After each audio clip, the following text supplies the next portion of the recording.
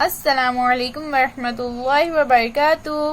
बच्चों, आज हम पढ़ेंगे सब्जेक्ट इंग्लिश। आज हम पढ़ेंगे अ lovely bird in the garden. Look at the pictures, read aloud and present the conversation.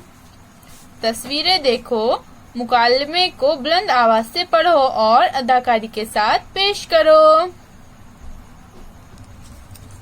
ये कौन है बच्चों? ये है मीना काकी और ये है मधु काका। तो मीना काकी मधु काका से कह रही है, there is a lovely bird in the garden. इस बाग में एक प्यारा परिंदा है। Can you see it? क्या तुम्हें वो नजर आया? मधु काका, नो वेयर इज इट? नहीं, वो कहाँ है? तो मीना काकी ने मधु काका को बताया, देयर। तो किधर है बच्चों परिंदा? There on that branch, इस ब्रांच के ऊपर है। और यहाँ पर under the mango tree, mango tree के नीचे है। यहाँ पर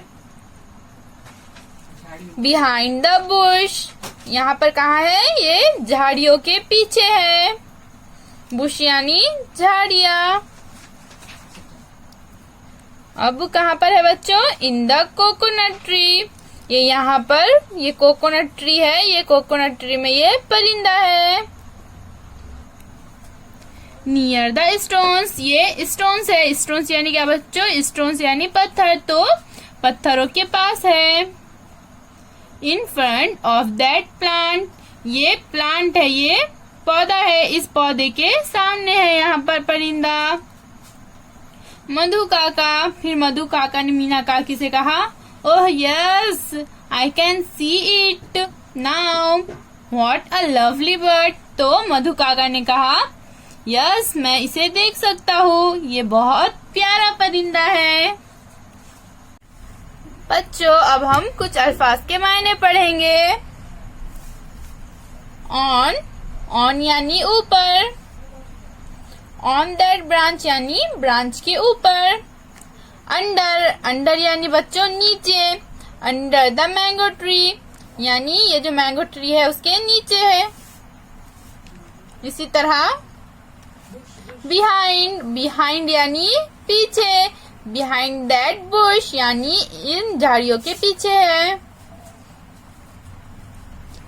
इन द कोकोनट ट्री, इन यानी बच्चों अंदर।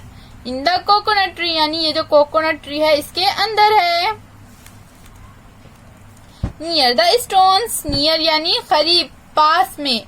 नियर द स्टोन्स यानी ये जो स्टोन्स है उसके पास है। In front of that plant, front यानी बच्चों सामने, यानी ये जो प्लांट है इसके सामने है।